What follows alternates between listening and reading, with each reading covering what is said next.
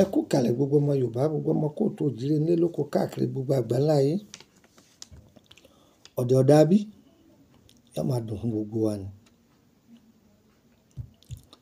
Iṣẹ́ tí mo fẹ́ fún ọ yìí, ṣé o lè ṣe? Ṣé ẹ lè ṣe? Ẹ lọ wá ìwé ààbò. Ìwé ààbò. Ìwé mi èṣú lọ́pọ̀lọpọ̀. Ṣé ẹ rí ìwé mi èṣú yìí? Ẹ ti gbó. Ẹ bá ti gbó pẹ̀lú kíni? Omi àgbọn. Ẹ ti yọ gbogbo sákìtì inú rẹ̀, ẹ yọ kúrò. That is particle. Àwọn ọ̀dọ̀ tí ń gbà tẹ gbó tán, sákìtì rẹ̀ tí ẹ ti wá sẹ́gbẹ̀ẹ́ kan. Ṣé ẹ rí ìwé ààbò yìí pẹ̀lú ìwé ìmí èṣú yìí? Òun lè fi gbo omi àgbọn o. Ẹ bá gbó tán, ẹ gbé sẹ́gbẹ̀ẹ́ kan. Ẹ ní kí obìnrin ó fi tàmbà. Ìwọ obìnrin tó bá fẹ́ lò, ó rọrùn fún ọ. Má jẹ́ kẹ́nìkan ó pé kó fi tàmbà gbé wá bá wọn o. Má dán wò ó, ayé gbẹgẹ́ o. Ìwọ tó lò fúnra ara rẹ. Ìwọ ni kò ṣe bẹ́ẹ̀. Ọ bá fi tàmbà tán. Ọ̀gbọ́ kò pò mọ́ṣẹ́. Ó ti lè pò mọ́ṣẹ́ bẹ́ẹ̀ o. Ẹ wá ìtànná ewé ṣàwérè pèpè pẹ̀lú èpo ọ̀bọ̀ bẹ́ńgá. Bẹ́ńgá yẹn ni pé díẹ̀ ni wọ́n bá. Ìtànná rẹ̀ lásán ni o. Ọ bá ti gún ìtànná tó kúnná pẹ̀lú èpo ọ̀bọ̀ tó kúnná dáadáa, ọ wá dà sínú ọṣẹ. Ó gun pọ̀, ọ wá fi omi àgbọn yẹn tó fi tà, ó fi po iṣẹ́ yẹn. Káì. Ìwọ obìnrin tó bá lo iṣẹ́ yìí má fi ṣàgbèrè o. Pàápàá jùlọ iṣẹ́ yìí wà fún obìnrin tí ń wá ọkọ gidi. Kí ni mo wí fún yín? Obìnrin tí ń wá ọkọ gidi. Ẹlòmíì bí a máa ní ìjákulẹ̀ láì ní ìtumọ̀. Ẹ lọ lo iṣẹ́ yìí. Wọn ò rí náà rí ọ kétépé. Ọmọ mi bó ṣe rẹwà tó pupa tó ṣe rògòdò tó ṣe rùmúrùmú tí ń gbádùgbò wọn ò rí. Wọn a máa fàmì burúkú sí yẹn lára bẹ́ẹ̀. Tó bá lò wọn ò rí ọ. Okòrí ó sì tàn. Ó fi lọ́fíndà tó bá wù ọ́, ìyẹn ó fi pò ó.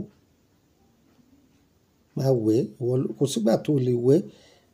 Point of correction, èèyàn méjì ò lè bá èèyàn lò. Èèyàn méjì ò lè bá èèyàn lò. Èèyàn méjì ò lè bá èèyàn lò. Ìwọ obìnrin tó bá lò má fi ṣàgbèrè o. Èmi wí tẹ̀mí má fi ṣàgbèrè o. Bó bá fi ṣàgbèrè ó kó bá ara rẹ ni. Èmi kò ju bẹ́ẹ̀ lọ. +23480. Àwọn èèyàn wò mí pé tó bàbá yìí àti fẹ́ rándọ̀. Ó ti parí, kò ju bẹ́ẹ̀ náà lọ. Ẹ lọ ṣe mọ̀ ká mú yín tó pé. Ẹ lọ ṣe, ẹ má ṣe iyèméjì. Nọ́mbà tí ń fún ọ yìí, wọ́n dọ̀. +2348032983298. +2348032983298. Bàkásí +2348133155111. +2348133155111. Ẹ ṣe yọ̀ bá yín lára mu. Kò síbi tẹ́ ẹ lè kó ọṣẹ yìí sí. A kó sínú òkè. A kó sínú igbá. Ẹ̀yin ọkùnrin náà ń bọ̀ lọ́nà, ẹ fọkàn balẹ̀. Obìnrin ló sábà ní ilé yìí. Ẹni tí ń wọ́kọ ni. Ẹni tí ń wá àánú ni lóbìnrin ni kó lọ ṣe. ọ máa ráàánú gbà, ọ máa ráàánú gbà. Gbogbo àwọn eléyìí dáa ju kí ẹ máa lo káyá máa ń tààbù lọ. Ọmọ mi ń bẹ onírẹ̀lẹ̀ ni. Àwọn ọmọ tó lẹ́kọ̀ọ́ ni. Àwọn ọmọ jàngórò wọn ò sì jẹ́ wọn rí ọkọ gidi ní. Ẹ lọ ṣiṣẹ́ yìí, ẹ ráàánú gbà. Ṣùgbọ́n ọ̀ tó ti lọ́kọ, má lo iṣẹ́ yìí o, kò sí ohun tó fi ṣe o. Kí ló tún wá kiri? Bọ́lájí bá sì ń lò ní ọjà rẹ̀, nǹkan máa ṣe gbẹdẹmukẹ fún un. Ó dáa fẹ́ni tí ń tajà lóbìnrin, ó sì dáa fúnbìnrin tí ń wọkọ̀. Ẹ lọ ṣe. Ìwọ tó béèrè ìbéèrè, rí pé o wà nínú private group. Tó bá ti sí ńbẹ̀ má pè mí ní dán lóhùn o. Ìwọ tó fẹ́ máa béèrè ìbéèrè, o join private group 10,000 ni. Ó sì máa san 10,000 lóṣù. A bá wà ní French country, 10,000 CFA ni. O fẹ́ tọ́jú ara rẹ ńlá ní ìwé àti bùkà sí wa. O fẹ́ ra àwọn iṣẹ́ tí a ti ṣe kalẹ̀ kàn sí wa. Ọ̀pọ̀lọpọ̀ iṣẹ́ láti fi kalẹ̀ yìí tágbára rẹ ọba kan bẹ́ẹ̀. Ìwọ ṣá ti screenshot ẹ̀, kó send ẹ̀ sí mi ní inbox mi ní WhatsApp. Iye tó bá jẹ́ ń sọ fún ọ.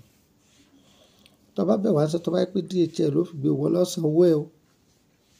Bá yẹ pé mọ́tò ló fi gbé wọ lọ́sàn-án owó ẹ o. Mo sọ yìí mọ́ kẹ́nu dúró dé. Tó! Mẹ́tẹ̀ẹ̀ta tí mo kà fún wa, ó pé àdúrà wọ́ gbà. Yóò yé wa, kò ní yé ẹ lẹ́. Èyí tí a fẹ́, Ọlọ́run ṣe. Ohun tí a fẹ́, Ọlọ́run lè jìnnà. Ire o! Ire o! Ire kàbìtì nílé gbogbo wa o.